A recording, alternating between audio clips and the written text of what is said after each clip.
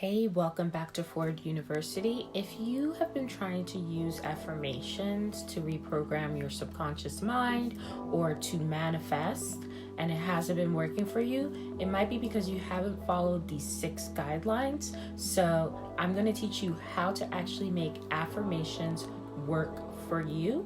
Keep watching.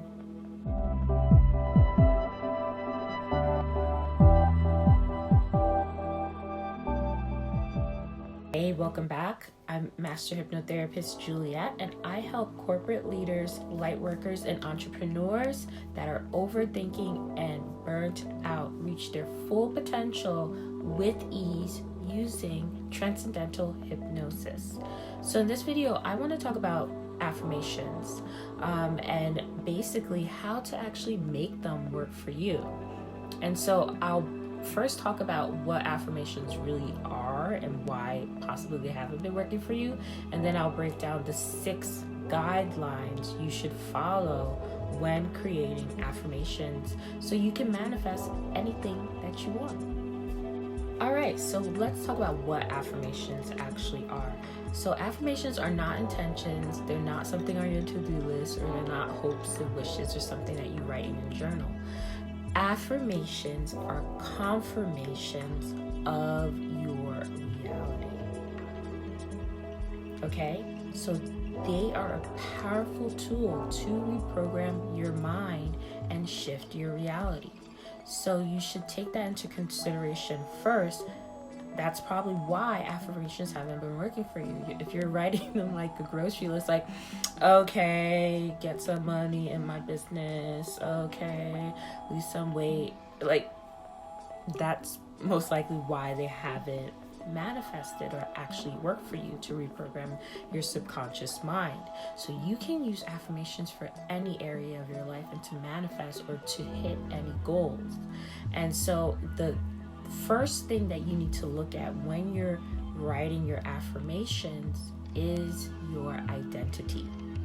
You should include I am statements or refer to yourself when writing affirmations so your subconscious mind knows 100% that you are talking about yourself and what you want or what you currently should have in your life and your reality. Of incorporating your identity is simply by adding I am or I have, just I, essentially. I am so happy and grateful that I make $2,500 a day in my business. I'm so stoked that I have over 100,000 followers on Instagram. I am so relieved and happy that I passed my exam. So make sure you incorporate I first of all, okay? Then number 2, you should also incorporate your new belief, because if you currently don't have what you want because of your belief system or you believe that you can't have it. So adding something that helps you shift your belief will make the affirmation much stronger.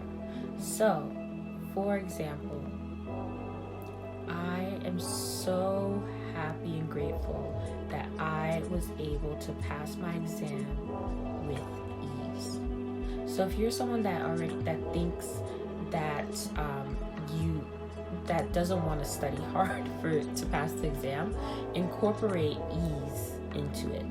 If you're someone that believes you have to study hard or work hard to pass the exam, then incorporate that in the affirmation. I'm so happy and grateful that I passed my exam after studying consistently. So incorporate your current belief system into the affirmation so there's no resistance. I know I said earlier your belief system is what's keeping you from there, but this is how you can actually make your belief system work for you, or you can do the opposite and shift your belief system. But as long as you incorporate your current belief to either work with you or a belief that you want to shift into, so then you're also shifting your belief system with the affirmation, then you can incorporate it into it. So far we have incorporating your identity, and incorporating your beliefs. So I am so happy and grateful that I was able to have a 6-figure launch with Facebook ads. So if you're someone that thinks that you can only have a 6-figure launch with Facebook ads, or you're planning on using Facebook ads to make sure you have a 6-figure launch, incorporate that into the affirmation. So then the third guideline to make your affirmations actually work is to focus on the outcome. So don't focus on the middle of the goal or the beginning of the goal. Focus on the end result, the outcome. And so focus on incorporating vision, seeing, hearing, and feeling into the affirmation.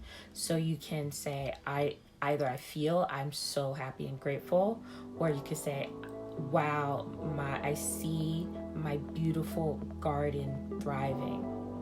I'm so happy that my beautiful garden is thriving. Or you can hear it, say, wow, I heard the round of applause from the audience after I killed my performance. So incorporating your senses and focusing on the outcome will supercharge your affirmations. The fourth thing that you need to focus on is adding past or present tense to your affirmations. The reason why you should write your affirmations or say your affirmations in past or present tense is to help reduce the amount of resistance from your subconscious mind. Your subconscious mind is going to, if you say, wow, I have $1 million, and you have just $35 in your bank account, your subconscious will be like, girl, what are you talking about? No. So you need to, so when you talk about saying, wow, I remember when I finally had $1 million in my bank account, or wow, I'm so grateful that I finally received $1 million in my bank account, or wow, I'm so grateful that last month I had a balance of $1 million in my bank account and now I have more. So you can incorporate both past and present in the affirmation. And you notice if you say it now with me, wow, I have $1 million in my bank account. How does that feel? Weird, right? It doesn't feel, you feel like, oh no, that's a lie. You immediately hear a voice that says, no, you don't. So shift into, wow, I'm so happy and grateful that I got $1 million in my bank account in October last month. So now you're already picturing November and instead of September, and October's already passed. So it's now incorporated into your subconscious timeline. And when it's incorporated into your subconscious timeline with these past and present tenses, you reduce resistance. 5, focus on what you actually want. Don't focus on what you don't want in your affirmation. Don't say, I don't want to be evicted. No, you focus on, wow, I'm so happy and grateful that I received enough money to pay my rent and other bills last month. I'm so happy and grateful that I received enough money to pay my rent and then some. So focus on what you actually want and don't use negative tenses or terms within the affirmation, because if you're constantly thinking eviction, that's what your reality is going to focus on, versus overflow, abundance. I have the money, it's here, it's now, I had it, it's done. So that will shift your energy and your frequency.